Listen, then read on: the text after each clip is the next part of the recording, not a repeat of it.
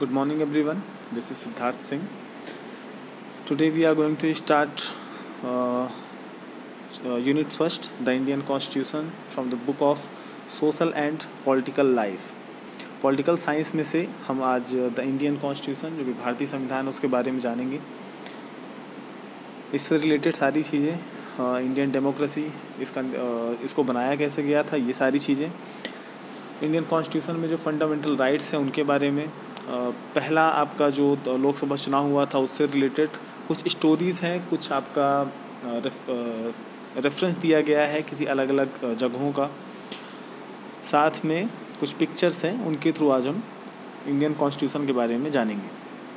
First paragraph आपका football और game से रिलेटेड है. इसमें बताया गया है कि इसको पढ़ लेते हैं उसके बाद.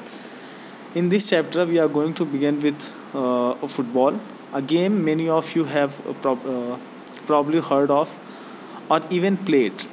As the name of suggests, this is a game that involves the player's feet. According to the rules of football, if the ball touched the arm of any player except the goalkeeper, then this is considered a foul. So if players start holding the football in their hands and passing it around, then they are not playing football anymore.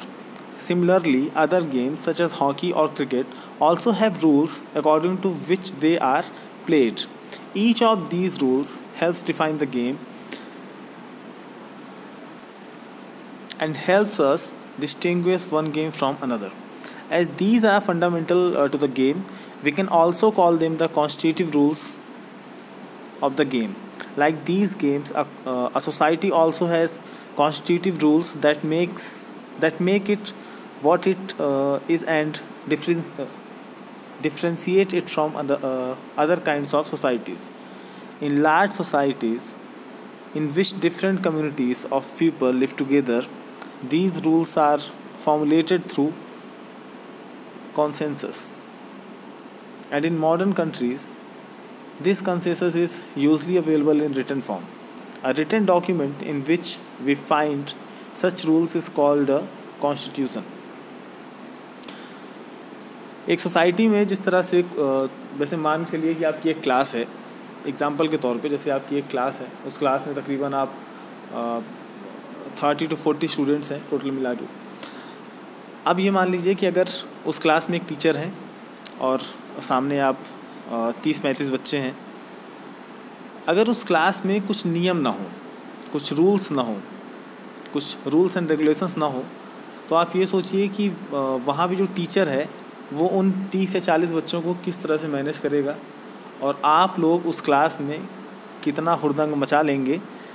ये आप समझ लीजिए कि अगर rules नहीं होंगे तो वो क्लास नहीं कहलाएगी, है ना. सभी लोग अपनी मर्ज़ी चलाएंगे, कोई पढ़ने के लिए आगे नहीं आएगा. अगर आपको कुछ पढ़ा रहे हैं तो आप हल्ला मचाएंगे या फिर उसे डिस्टर्ब करेंगे, किसी दूसरे स्टूडेंट को डिस्टर्ब करेंगे या आपस में लड़ाई हो जाएगी. अगर रूल्स हैं तभी वो क्लासरूम एक आइडियल क्लासरूम कहलाएगा, नहीं तो नहीं. इसी तरह से फुटबॉल, क्रिकेट और हॉकी का जो आपका एग्जांपल दिया गया है उसको इंडियन कॉन्स्टिट्यूशन या फिर किसी भी देश के कॉन्स्टिट्यूशन के तौर पे देखा गया है. जिस तरह से आपका एक फ़ुटबॉल के गेम में या फिर क्रिकेट या हॉकी के गेम में जो रूल्स एंड रेगुलेशंस आपके फिक्स किए जाते हैं उस खेल को खेलने के लिए, उसी तरीके से एक सोसाइटी पे कुछ एक कानून बनाया जाता है, कुछ लॉज बनाए जाते हैं, उसको इम्प्लीमेंट किया जाता है उस सोसाइटी के हिसाब से कि वो सोसाइटी कैसी है, उसके हिसाब से वो लॉज बनाए जाते हैं और उस लॉ के हिसाब से पूरी सोसाइटी फॉर्म होती है और रन करती है. अगर वो लॉ एक सोसाइटी पे इम्प्लीमेंट ना हो तो उस सोसाइटी का कोई मतलब नहीं निकलता है और एक आइडियल सोसाइटी के तौर पे आप उसे नहीं देख सकते हैं. जिस हिसाब से आप एक रोड पे चल रहे हैं और एक ट्रैफिक नियम होता है, ट्रैफिक के कुछ लॉज होते हैं, जैसे आप अगर विदाउट हेलमेट हैं तो आपका चालान हो जाएगा. अगर आपके पास प्रॉपर डॉक्यूमेंट्स नहीं है आपके बाइक के या आपके लाइसेंस वगैरह नहीं है तो भी आपका चालान हो जाएगा. अगर यही चीज़ अगर हम बिना लॉ के देखें कि अगर लॉ नहीं हो तो जो एक अथॉरिटी होती है कि आप 18+ हैं तभी आप बाइक चला सकते हैं, या फिर आपको एक कुछ स्पेसिफिक कागज़ होने चाहिए या फिर डॉक्यूमेंट होने चाहिए, तभी आप उस बाइक को चला सकते हैं या उस बाइक को ले सकते हैं। अगर ये नियम ना हो तो आप ये देख पाएंगे कि 10 या 11-12 साल का लड़का भी जो कि एक मैच्योर्ड नहीं है, वो भी सड़क पे आपको बाइक लेके मिल जाएगा, या फिर लोग विदाउट हेलमेट आपको मिल जाएंगे, विदाउट डॉक्यूमेंटेशंस मिल जाएंगे आपको, प्रॉपर उनकी बाइक मेंटेन या कार मेंटेन नहीं होगी, वो भी आपको रोड्स पे दिख जाएगी। तो ये सारी चीज़ें लॉ पे डिपेंड करती है, उसके इम्प्लीमेंटेशन पे डिपेंड करती है, सोसाइटी पे डिपेंड करती है कि कौन कितना मैच्योर है, किस प्रकार के मैच्योर लॉज आपके लगाए गए हैं, और एक आइडियल सोसाइटी का आपका निर्माण होता है।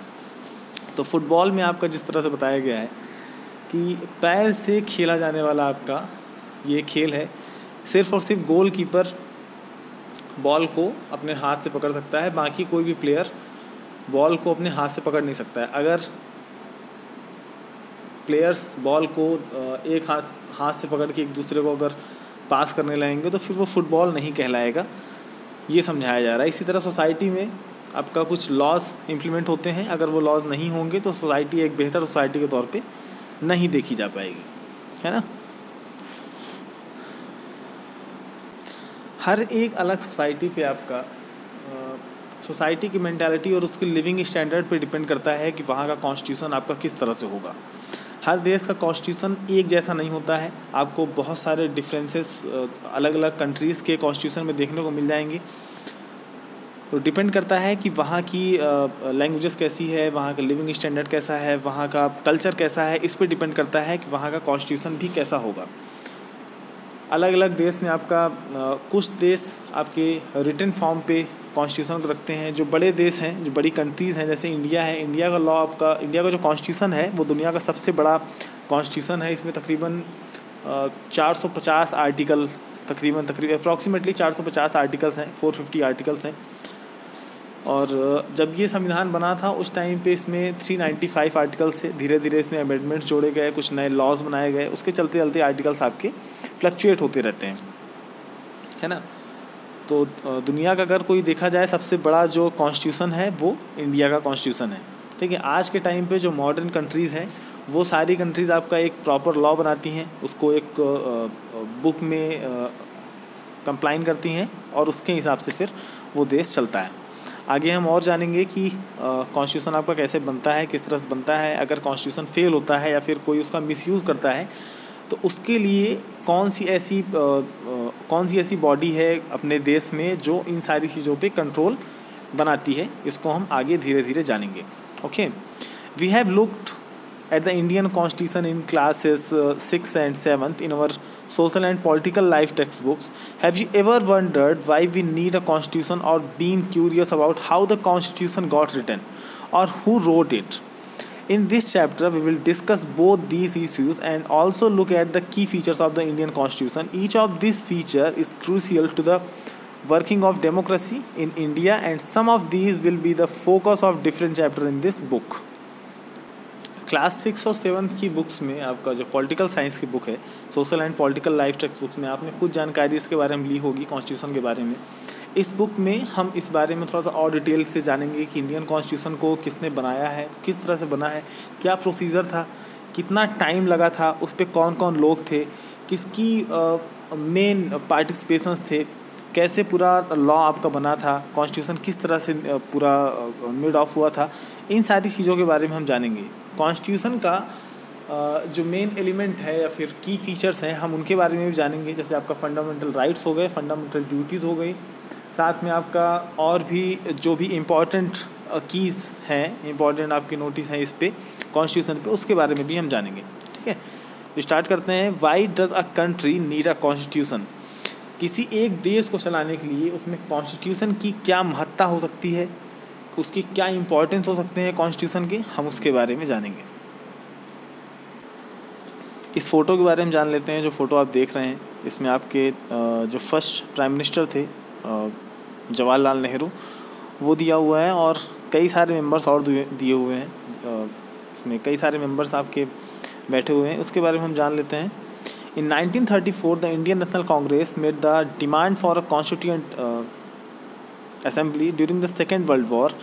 This assassination for an independent constituent assembly formed only of Indians gained momentum. and this was convened in December 1946. The photo of page जो ठीक है, बिटवीन दिसंबर 1946 एंड नवंबर 1949। इस पे दिया हुआ ये है कि आपको जवाहरलाल नेहरू ने डिमांड की थी कि भारत के लिए उस टाइम पे जब आपका इंडियन नेशनल मूवमेंट चल रहा था आज़ादी को लेके, लोग चाहे वो तो मॉडरेट हो या फिर एक्सट्रीमिस्ट हो, सभी ने मिलके इस देश को आज़ाद कराने के लिए पूरी ताकत झोंक दी थी। कईयों ने अपने जान गंवाई थी, कई जेल में कई साल तक थे, किसी को फांसी हुई थी, किसी को लाइफ सेंटेंस मिला था, ठीक है। तो इन सभी के लिए सारी चीज़ें हुई थी। तो कांग्रेस ने डिमांड की थी कि हमको अपना खुद का देश गवर्न करने के लिए एक संविधान चाहिए है, और उसके लिए इन्होंने पार्लियामेंट में डिमांड की थी। Between December 1946 and November 1949 the constituent assembly drafted a constitution for independent India, free to save their destiny at last. After 150 years of British rule, the members of the constituent assembly approach this task with the great idealism that the freedom struggle had helped produce. You will read more about the work of the Constituent Assembly later in the chapter. The photo alongside shows Prime Minister Jawaharlal Nehru addressing the Constituent Assembly. आपका पूरा संविधान बनाने में 2 साल 11 महीने 18 दिन लगे थे। आप चाहे तो नोट कर सकते हैं इसको, 2 साल 11 महीने 18 दिन टोटल आपका जो इंडियन कॉन्स्टिट्यूशन है उसको बनाने में इतना समय लगा था।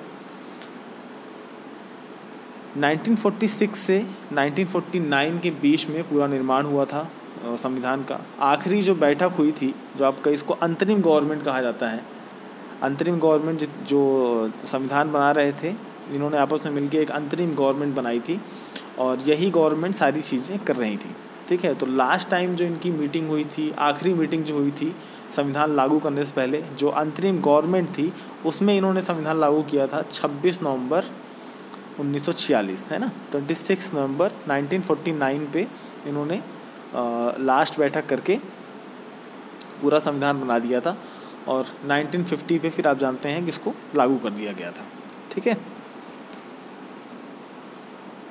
Today, most countries in the world have a constitution, while all democratic countries are likely to have a constitution. It is not necessary that all countries that have a constitution are democratic. The constitution serves several purposes. First, it lays out certain ideas that form a basic of the kind of country that we as citizens aspire to live in. Or, put another way, a constitution tells us what the fundamental nature of our society is. A country is usually made up of different communities of people who share certain beliefs but may not necessarily agree on all issues. A constitution helps serve as a set of rules and principles that all persons in a country can agree upon a basis of the way in which they want the country to be governed. This includes not only the type of government but also agreement on certain ideals that they all believe the country should uphold. आज के time पे लगभग जितनी भी countries हैं, चाहे वो अभी नई कंट्रीज़ बनी हो या फिर बहुत समय से वो कंट्री का दर्जा पाई हों, उन सभी में आज के टाइम पे कॉन्स्टिट्यूशन आपका बना हुआ है। सभी देशों के पास कॉन्स्टिट्यूशन है, लेकिन ज़रूरी नहीं है कि सभी देशों के पास जिनके पास कॉन्स्टिट्यूशन है, हर कंट्रीज़ के पास, उनका जो कॉन्स्टिट्यूशन है वो डेमोक्रेटिक ही हो, है ना। कॉन्स्टिट्यूशन आपका अलग अलग होता है, आपका डेमोक्रेसीज़ आपकी अलग अलग होती हैं, है ना। कहीं आपका मोनार्ची होती है, कहीं डेमोक्रेसी होती है, लोकतंत्र कहलाता है। लोकतंत्र भी अलग अलग होता है, फेडरल होता है या फिर डिसेंट्रलाइज्ड होता है। इसके बारे में भी आगे हम जानेंगे। इसमें कहा यह जा रहा है कि एक आइडल सोसाइटी के लिए आपको एक डेमोक्रेटिक सेटअप की आवश्यकता होती है, एक कॉन्स्टिट्यूशनल सेटअप की आवश्यकता होती है। पूरे देश में रहने वाले बहुत सारे लोग, अलग अलग प्रकार के लोग होते हैं, अलग अलग रेस कास्ट के होते हैं, कुछ पिछड़े होते हैं, कुछ ज़्यादा डेवलप्ड होते हैं। उन सभी को एक ही छत के नीचे लाने के लिए, एक ही लॉ के नीचे लाने के लिए हमको एक कॉन्स्टिट्यूशन और लॉ इम्प्लीमेंटेशंस की ज़रूरत पड़ती है, क्योंकि इस देश में बहुत बड़ी आबादी है, बहुत सारे लोग रहते हैं, ज़रूरी नहीं है कि सभी लोग एक ही विचारधारा के हों या सभी की मेंटालिटी एक जैसी हो। कुछ हो सकते हैं, कुछ का बिलीफ सिस्टम किसी दूसरी चीज़ पे काम करता है, कुछ अपने हिसाब से कुछ और नियम कानून चाहते हैं। तो अगर किसी एक सोसाइटी में किसी एक प्रकार का लॉ नहीं होगा तो लोग अपनी अपनी मर्ज़ी से अपनी सारी चीज़ें करना स्टार्ट कर देंगे और एक हम आइडियल सोसाइटी के तौर पे आगे नहीं बढ़ पाएंगे या फिर हमारा उतना बेहतर डेवलप नहीं हो पाएगा। क्योंकि कुछ लोग चाहते हैं कि हम लेफ़्ट चले जाएं, कुछ राइट चले जाएं, कुछ नॉर्थ ईस्ट जाना चाहते हैं। तो गवर्नमेंट करती क्या है कि एक बेहतर लॉ बना के सभी को एक तरह से चलाने की कोशिश करती है ना। तो इंडियन कॉन्स्टिट्यूशन पे आपका इस तरह से सेटअप बनाया गया है लॉज का कि सभी लोग उस पर बिलीव कर सकें और सभी लोग उसके हिसाब से चल सकें। ओके, जैसे डेमोक्रेसी अलग अलग प्रकार की होती है। हम इंडिया में अपने देश में एक लोकतंत्र डिसाइड करके रखे हैं, भारत में लोकतंत्र होगा। लोकतंत्र की जो एक्चुअल मायने होते हैं वो ये होता है कि सबसे बड़ा पद जो हमारे देश में है वो प्रेसिडेंट का है, उसके बाद प्राइम मिनिस्टर है, प्रेसिडेंट है आपका, वाइस प्रेसिडेंट है, फिर आपका प्राइम मिनिस्टर है। इन सभी के जो इलेक्शंस होते हैं वो हम और आप अपना वोट कास्ट करके इनको चुनते हैं। ठीक है, इस देश में डेमोक्रेसी के नाम पे जो प्रेसिडेंट को चुनाव होता है या फिर प्राइम मिनिस्टर को चुनाव होता है उसमें जो पार्टिसिपेशन होता है वो पब्लिक का होता है ना। इसमें हमारी डायरेक्ट भागीदारी होती है और हम चुनते हैं एक प्राइम मिनिस्टर अलग अलग मेंबर ऑफ पार्लियामेंट्स के द्वारा। ठीक है, इसमें ये प्रावधान नहीं है कि जो प्राइम मिनिस्टर है, जैसे आज नरेंद्र मोदी प्राइम मिनिस्टर हैं, तो आने वाले टाइम पे उनका कोई बेटा या फिर उनका कोई परिवार का व्यक्ति प्राइम मिनिस्टर बन जाएगा, ये डेमोक्रेसी नहीं कहलाता है। ठीक है, अगर आज रामनाथ कोविंद इस देश के प्रेसिडेंट हैं तो आने वाले टाइम पे रामनाथ कोविंद को हटा के जो अगला चुनाव होगा उसमें रामनाथ कोविंद अगर खड़े होते हैं तो ठीक है, नहीं खड़े होते हैं तो ठीक है। तो आने वाले चुनाव में रामनाथ कोविंद के अलावा अगर हम चुन के किसी और व्यक्ति को, मान लीजिए हामिद अंसारी को हमने फिर से प्रेसिडेंट बना दिया, तो ये लोकतंत्र का हिस्सा है। लेकिन अगर रामनाथ कोविंद की जगह पे आने वाले 3 या 4 5 साल में जब भी चुनाव होने हैं प्रेसिडेंट के, उसमें अगर रामनाथ कोविंद के बेटे को बिना चुनाव लड़े ही इलेक्ट कर दिया जाए तो वो डेमोक्रेसी नहीं कहलाएगी, वो कहला जाएगा मोनार्ची, है ना, जिसको हम राजतंत्र कहते हैं। राजतंत्र का एक उदाहरण और लोकतंत्र का उदाहरण हम आने वाले एक इस पे देख लेंगे। आपका जो श्रीलंका की स्टोरी दी हुई है, नहीं श्रीलंका नहीं, नेपाल की स्टोरी दी हुई है, इस पर हम देख लेंगे। कहीं कहीं पे आपका कॉन्स्टिट्यूशन के हिसाब से लोग चलाते हैं मिलिट्री रूल। मिलिट्री रूल के तौर पे हमारा एक पड़ोसी देश है, नेबर है, वो म्यांमार आपका कई सालों तक आपका मिलिट्री रूल के, आर्मी रूल के अंडर रहा है। उसके बाद वहाँ पे एक वांगी चू करके एक लेडी हैं, वो फ़िलहाल अभी डेमोक्रेटिक तौर पे, लोकतांत्रिक तौर पे चुनी गई थी, प्रेसिडेंट बनी थी। लेकिन अभी फिर से, अभी अगर आप न्यूज़ देखे होंगे तो महीने भर पहले की बात है, वहाँ पे फिर से आर्मी ने तख्ता पलट कर दिया है। तख्ता पलट का मतलब होता है कि डेमोक्रेसी को किनारे कर दिया है, लोकतंत्र को हटा दिया है और वापस से वहाँ पे आर्मी रूल रख गया है। ठीक है, तो ये सारे टाइप्स होते हैं डेमोक्रेसी के या लोकतंत्र के, या जो भी कहा जा सकता है ना। एक आपका मोनार्ची हो गया, एक आर्मी रूल हो गया, एक जो जिसमें हम रहते हैं वो एक डेमोक्रेसी हो गई, लोकतंत्र हो गया। तो आगे अब अपन बढ़ते हैं नेपाल की स्टोरी पे। Let us try and understand what we mean by this through two contrasting situation in the recent history of Nepal, a country that borders India on the north. Until recently, Nepal was a monarchy. The previous constitution of Nepal, which had been adopted in 1990, reflected the fact that the final authority rested with the king. A people's movement in Nepal fought for several decades to establish democracy, and in 2006 they finally succeeded in putting an end to the powers of the king. The people had to write a new constitution to establish Nepal as a democracy. The reason that they that they did not want to continue with the previous constitution, it because it did not reflect the ideals of the country that they want Nepal to be and that they have fought for. जैसे आपका नेपाल का दिया हुआ है कि लोग यहाँ पे काफ़ी साल तक 1990 से आपका स्टार्ट किए थे, 2002 और 2006 तक इन्होंने पूरा अपना लड़ाई लड़ी थी कि इस देश में मोनार्ची ख़त्म होनी चाहिए, राजाओं का राज ख़त्म होना चाहिए और यहाँ पे एक आइडियल डेमोक्रेसी के तौर पे हमको नेपाल चाहिए है।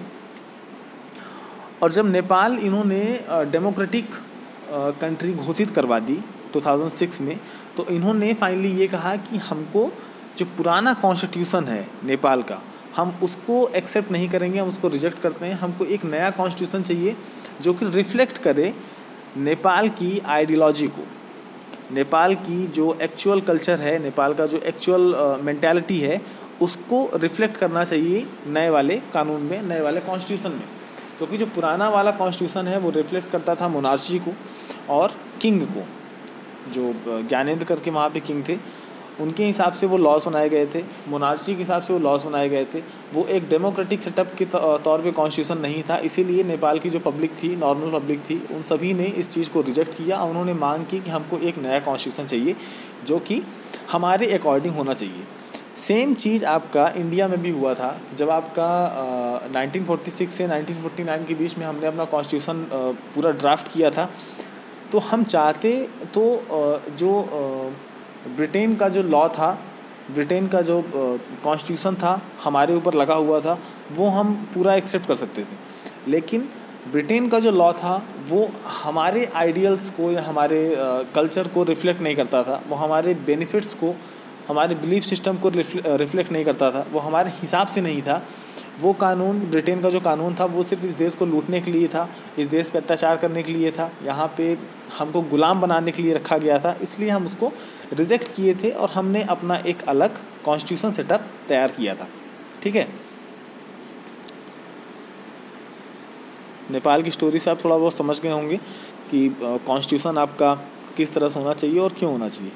As in the game of football, in which a change in a constitutive rules will change the game altogether. Nepal, by moving from a monarchy to a democratic government, needs to change all its constitutive rules in order to usher in a new society. This is why the people of Nepal adopted a new constitution for a country in 2015. The caption alongside elaborates Nepal struggle for democracy. Example के तौर पे football लिया गया है। Football के game में जो आपके बेसिक लॉज होते हैं, कॉन्स्टिट्यूटिव लॉज होते हैं, रूल्स होते हैं, अगर उनमें हल्का सा भी चेंज कर दिया जाए तो फ़ुटबॉल के गेम का पूरा स्ट्रक्चर आपका चेंज हो जाएगा। इसी तरह से नेपाल आपका मोनार्ची से डेमोक्रेटिक सेटअप के ऊपर आपका बढ़ता चला जा रहा था, तो उसका जो पुराना कल्चर, पुराना जो लॉ था, वो नए डेमोक्रेटिक सेटअप पे आपका सही से फिट नहीं बैठता। इसीलिए इन्होंने पुराने वाले लॉ को रिजेक्ट करके नया कॉन्स्टिट्यूशन आपका बनाया था 2015 में और उसे एक्सेप्ट किया था। और वो नेपाल के अकॉर्डिंग था, नेपाल की पब्लिक के अकॉर्डिंग था, नेपाल के कल्चर के अकॉर्डिंग था, उसके फंडामेंटल राइट्स और ड्यूटीज़ के अकॉर्डिंग था। इसीलिए उन्होंने पुराना वाला रिजेक्ट करके नया अपना कॉन्स्टिट्यूशन लॉ बनाया था। Okay, the second important purpose of a constitution is to define the nature of a country's political system. For example, Nepal's earlier constitution stated that the country was to be ruled by the king and his council of ministers.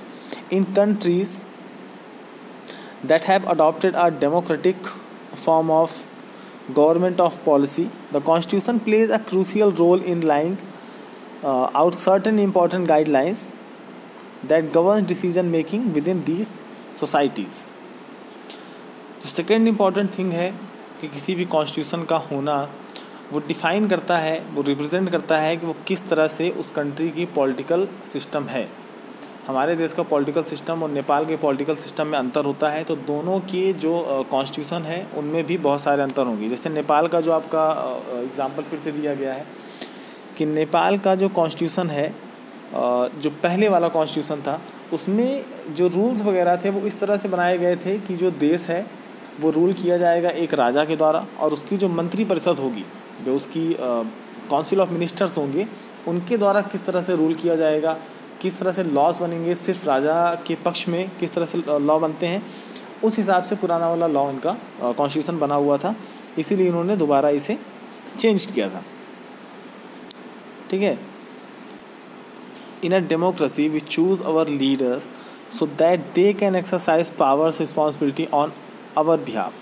However, there is always the possibility that these leaders might misuse their authority, and the constitution usually provides safeguards against this. This misuse of authority can result in gross injustice as demonstrated in the classroom situation below.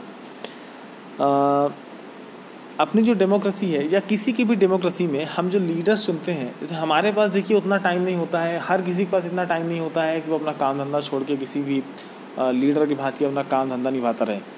तो हम करते क्या है कि public अपना normally अपना जीवन यापन करते रहे, अपनी लाइफस्टाइल जीती रहे, उसके लिए हम एक कुछ लीडर्स को चुनाव करते हैं, इलेक्ट करते हैं, इलेक्शन होता है, अपना वोट कास्ट करते हैं, और कुछ लीडर्स का चुनाव किया जाता है कि जो हमारे हिसाब से और हमारे अकॉर्डिंग लॉस को चला सके, अपनी पावर्स को यूज़ कर सके। लेकिन इसमें दिक्कत ये होती है डेमोक्रेसी में कि जब 5 साल के लिए हम किसी लीडर को वहाँ पे बैठा देते हैं या फिर किसी प्रकार का नेता या फिर उसको रिस्पॉन्सिबिलिटी मिल जाती है, तो पॉसिबिलिटी ये भी होती है कि वो अपने पावर्स का मिसयूज़ पब्लिक के ऊपर ही ना करने लगे।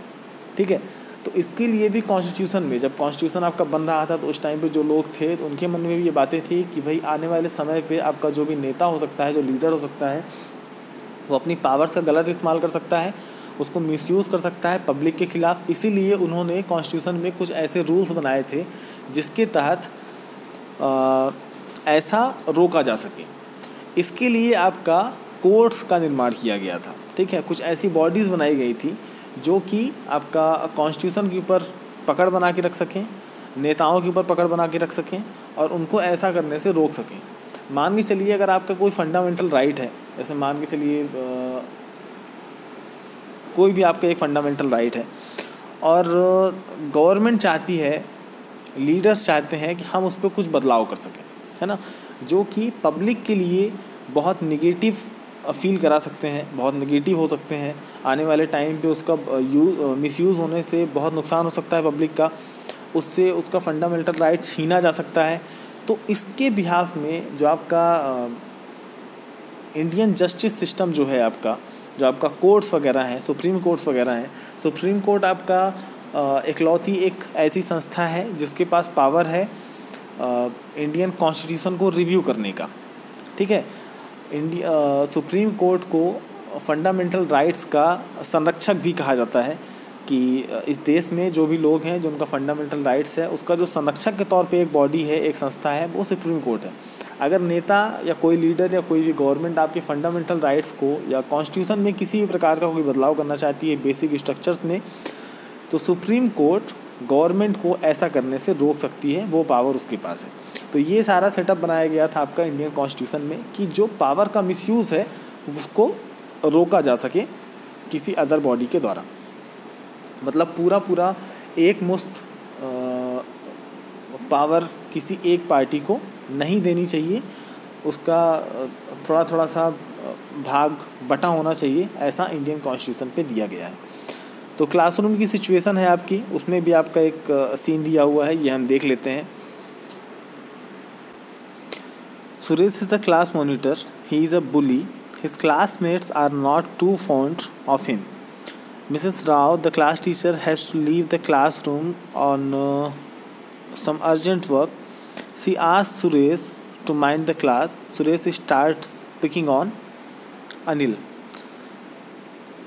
Anil, today I am going to report you to Mrs. Rao. But what have I done? Anil ने कहा. When Mrs. Rao returned to the class, "Ma'am, while you were away, Anil kept talking loudly and disturbing the class. He would not listen to me." And Anil said, madam कहती हैं, "Anil, you will have to step back after school today and write, 'I will not disobey the class monitor 100 times.' But ma'am, I did not do anything." Story में आपका सुरेश एक लड़का है जो class monitor बनाया गया है, बुली करता है लोगों को। मिसेस राव आपकी टीचर हैं और मिसेस राव को किसी अर्जेंट काम की वजह से बीच क्लास को छोड़ के जाना पड़ता है और अनिल क्लास को मॉनिटरिंग करने के लिए या माइंड करने के लिए खड़ा होता है। अनिल सुरेश आपका सबसे पहले खड़ा होता है और मॉनिटर के तौर पे, और अनिल को बुली करते हुए, टारगेट करते हुए कहता है कि मैं तुम्हारी मैम से शिकायत करूँगा। अनिल कहता है कि मेरी गलती क्या है, किया क्या है मैंने। और उसी टाइम पे जब मिसेस राव आती हैं तो आप बाकी का जानते हैं कि सुरेश ने अनिल की शिकायत की, मैम ने बिना कुछ जाने समझे उसको पनिशमेंट दे दी। ठीक है। In democratic society, the constitution often lays down rules that guard against the misuse of authority by the politician leaders. In the case of the Indian constitution, about which you will read more later in the chapter, many of these laws are contained in the section of fundamental rights. Do you recall the chapter on the Dalit writer Om Prakash Valmiki's experience in the school from your class 7th books? In this chapter, we talk about the discrimination Om Prakash faced because he was a Dalit. You read about how the Indian Constitution guarantees the right to equality to all persons and says that no citizens can be discriminated against on grounds of religion, race, caste, gender and place of birth. The right to equality is one of the fundamental rights guaranteed by the Indian Constitution. आपको एक जो छोटी सी story दिखाई गई है, story board में आपको जो चीज़ें दिखाई गई हैं उसके अकॉर्डिंग आपको एक नीचे पैच दिया हुआ है जिसमें बताया जा रहा है कि आपका इंडियन कॉन्स्टिट्यूशन में जो लीडर्स हैं या फिर जो लीडर्स मान लीजिए या फिर जो डिप्लोमेसी है, जो ऑफिसर्स हैं या कोई बड़े लोग हैं जिनके पास मैन पावर है, अच्छा खासा कैपिटल है, पैसे रुपए हैं, पावर पहुंच है, तो वो लोग मिलके आपके फंडामेंटल राइट्स के साथ में खिलवाड़ कर सकते हैं या फिर उनका हनन कर सकते हैं और आपके फंडामेंटल राइट्स को आपसे वंचित रखा जाता है। एक स्टोरी आपको इस चीज़ में बताई गई है, क्लास 7 की बुक में आपकी वो स्टोरी दी गई है ओम प्रकाश वाल्मीकि की।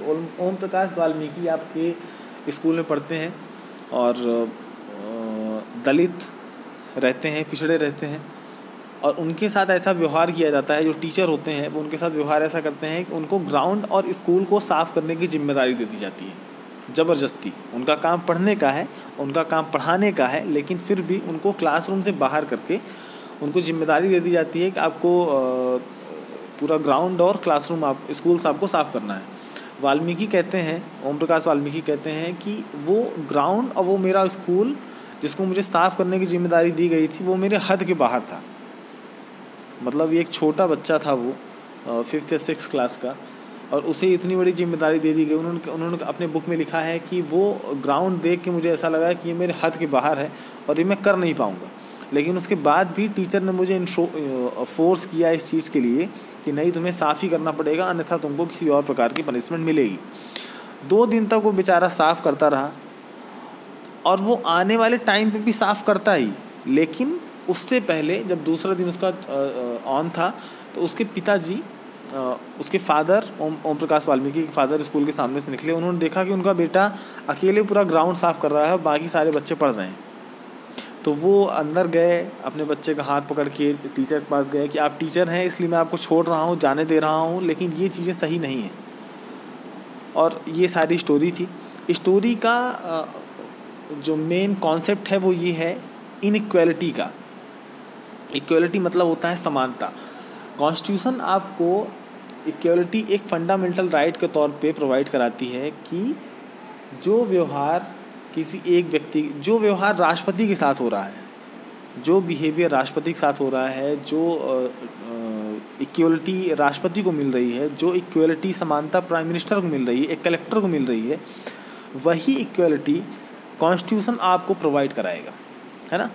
तो इस पे लिखा हुआ है कि कोई भी डिस्क्रिमिनेशन आपको आपके नाम, आपकी रेस, कास्ट, आपका बर्थ प्लेस, इन सारे बेसिस पे, इनके ग्राउंड्स पे आपके साथ कोई भी डिस्क्रिमिनेशन नहीं होगा। अगर इस तरह का डिस्क्रिमिनेशन आपके साथ होता है तो फिर कॉन्स्टिट्यूशन है, लॉ है, सुप्रीम कोर्ट्स हैं, सेशन कोर्ट्स हैं, ये सारे कोर्ट्स जो हैं वो इस चीज़ को रिव्यू करती हैं कि आपकी जो इक्वलिटी है, इनइक्वलिटी है, इसके ऊपर आपके अगर डिस्क्रिमिनेशन हो रहा है तो इनके ऊपर आपके बेसिस पे हिसाब से कोर्ट्स पे केस किया जा सकता है। ठीक है, तो किसी भी प्रकार के लीडर्स या कोई भी व्यक्ति आपके फंडामेंटल राइट्स में से इक्वलिटी पे अगर किसी प्रकार का डिस्क्रिमिनेशन करता है या उसे हनन करने की कोशिश करता है तो फिर कॉन्स्टिट्यूशन में ये गारंटीड किया गया है, इसको इंश्योर किया गया है कि आपको किसी भी प्रकार से आपका फंडामेंटल राइट्स आपसे छीना नहीं जाएगा। तो ये दो स्टोरीज़ थी, एक आपका अनिल और सुरेश की स्टोरी थी, एक आपका ओम प्रकाश वाल्मीकि की स्टोरीज़ के थ्रू आपको ये सारी चीज़ें बताई गई कि फंडामेंटल राइट्स आपका कितना ज़रूरी है और उसका कोई भी अतिक्रमण नहीं कर सकता है, उसे कोई आपसे छीन नहीं सकता है। और अगर आपसे कोई छीनने की कोशिश करता है तो सुप्रीम कोर्ट इस चीज़ को इंश्योर करेगा या फिर कोई भी कोर्ट इस चीज़ को इंश्योर करेगा कि वो चीज़ आपसे छीनी नहीं जाए। ठीक है, आगे बढ़ते हैं। Another important function that a constitution plays in a democracy is to ensure that a dominant group does not use its power against other less powerful people of or groups. The storyboard below demonstrates one such situation in the classroom. एक और story आपकी story board आपके सामने है, इस पर एक majority और माइनॉरिटी के बारे में डिस्कशन दिया गया है। छोटी सी स्टोरी है, देख लेते हैं। The game period is about to begin. दो ग्रुप्स हैं, एक बॉयज़ का ग्रुप है, एक गर्ल्स का ग्रुप है। गर्ल्स का जो ग्रुप है वो चाहता है कि आज एक चेंज के लिए बास्केटबॉल खेला जाए, ना कि क्रिकेट खेला जाए, लेकिन बॉयज़ कहते हैं कि नहीं, वी विल प्ले क्रिकेट। तो गर्ल्स को इस चीज़ पर थोड़ा सा अचरज होता है कि हम रोज़ इनकी बात मानते हैं, रोज़ क्रिकेट होता है, लेकिन आज अगर हम फॉर अ चेंज अगर हम कोई चीज़ कहना चाहते हैं कि आज basketball, we should play basketball for a change, then they are not accepting this. तो इसी चीज़ के बारे में स्टोरी है। टीचर्स को आना पड़ता है बीच में, वो भी कुछ ऐसा मेन डिसीजन कर नहीं पाते हैं, और फिर क्रिकेट ही होता है। और लड़कियां, जो गर्ल्स का ग्रुप होता है, उनकी मेजॉरिटी ज़्यादा, उनमें क्वांटिटी ज़्यादा नहीं होती है गर्ल्स की, इसीलिए उन्हें हारना पड़ता है और क्रिकेट के लिए ही लोग आगे आते हैं।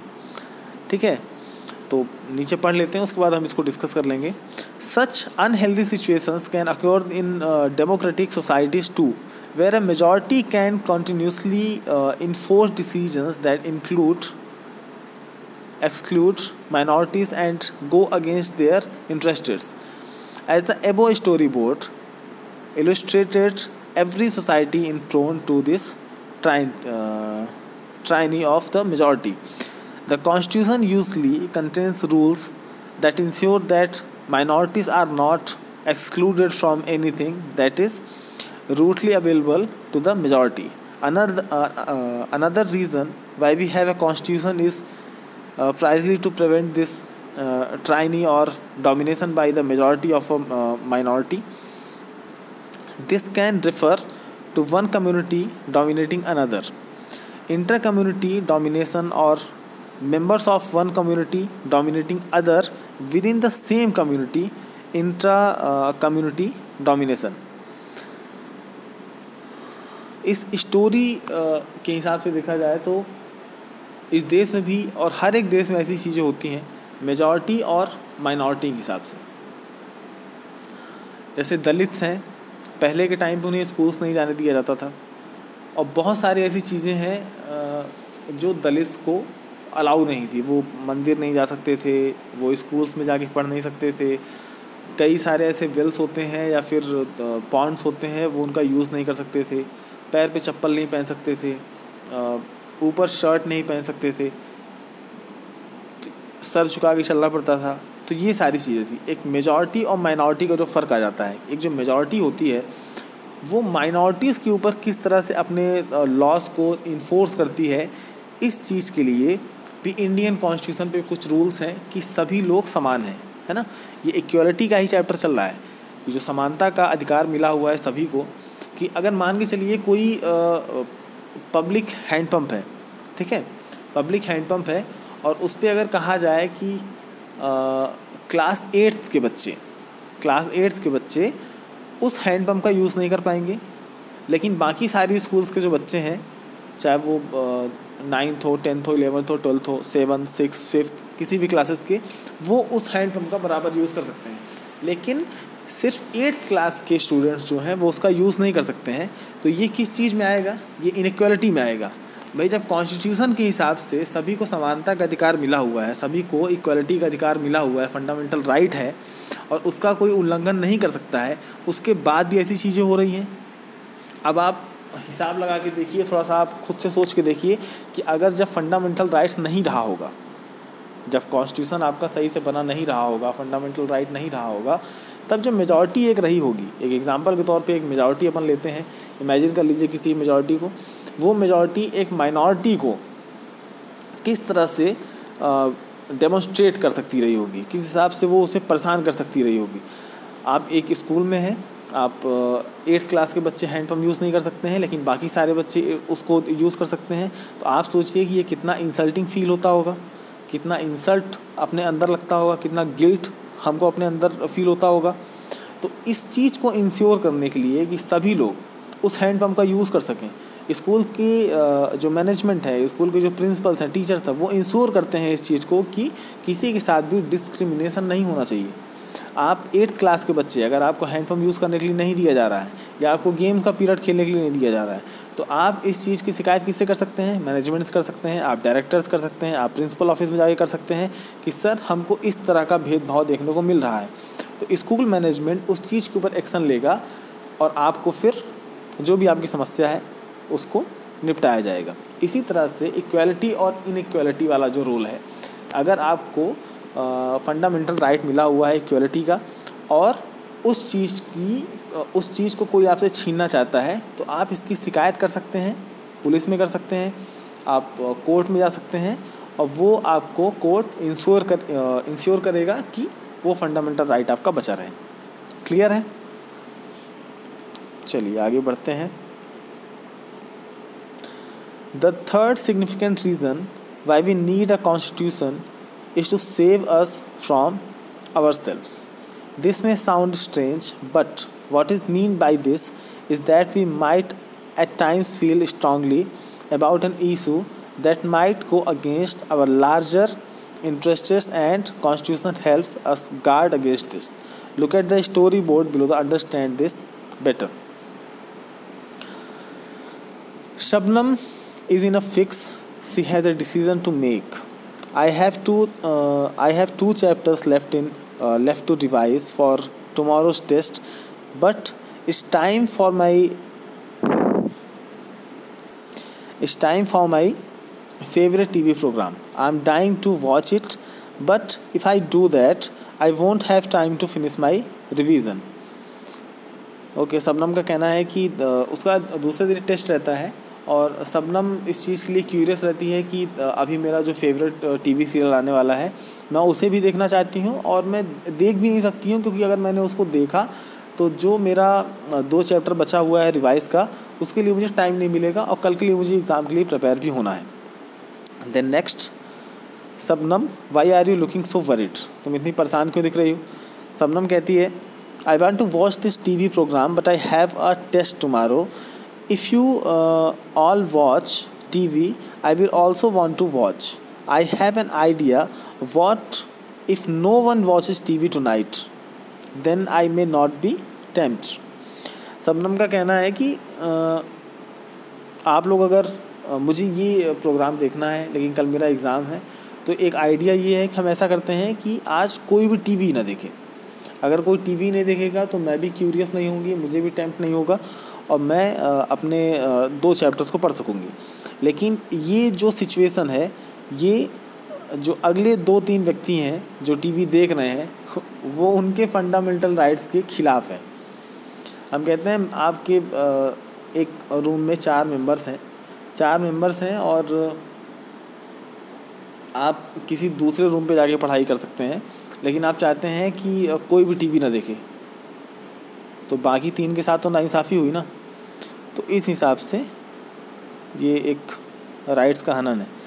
Similarly the constitution helps to protect us against a certain decision that we might take that could have an adverse effect on the larger principles that the country believes in.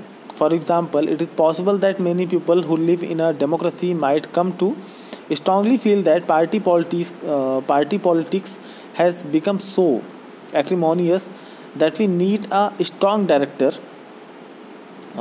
dictator to set this right. Swept by this emotion, they may not realize that in the long run, dictators' rule goes against all their interests. A good constitution does not allow these whims to change its basic structure. It does not allow for the easy overthrow of provisions that guarantee rights of citizens and protect their freedom. एक जो dictatorship वाली जो feel होती है कि constitution हमारा सही नहीं चल रहा है, देश के लॉज हमारे सही नहीं चल रहे हैं और उसके लिए हमको एक डिक्टेटरशिप की ज़रूरत है कि वो डिक्टेटर आए, कुछ साल हमारे देश पे रूल करे और पूरे कॉन्स्टिट्यूशन पे एक भारी बदलाव लाए और इन सारी चीज़ों को फिक्स करे जो नहीं चल रही हैं। लेकिन ये एक राइट डिसीजन नहीं होगा, ये सही तरीका नहीं होगा, क्योंकि हम डिक्टेटरशिप को अगर हम देखना चाहें तो हिटलर से बड़ा डिक्टेटर तो हमको कोई नहीं दिखेगा। और जर्मनी की क्या कंडीशन हुई थी सेकेंड वर्ल्ड वॉर के दरमियान पे, वो आप देख ही सकते हैं। तो एक अच्छा कॉन्स्टिट्यूशन होना, एक अच्छे लीडर्स होना और उसको बेहतर तरीके से लॉस करना, इम्प्लीमेंट करना और सही तरीके से सारे फंडामेंटल राइट्स को कवर करके रखना और उसको सही तरीके से प्रोवाइड कराना ही आपका एक अलग फ्रीडम का एहसास करा सकता है। ठीक है। द इंडियन कॉन्स्टिट्यूशन की फीचर्स के बारे में हम अगली वीडियो में पढ़ेंगे, क्योंकि फ़िलहाल ये वीडियो लंबी हो रही है, थोड़ा सा बचा हुआ है आधा, हम नेक्स्ट पीरियड जब होगा तो उस पर हम कवर कर लेंगे। Okay, thank you.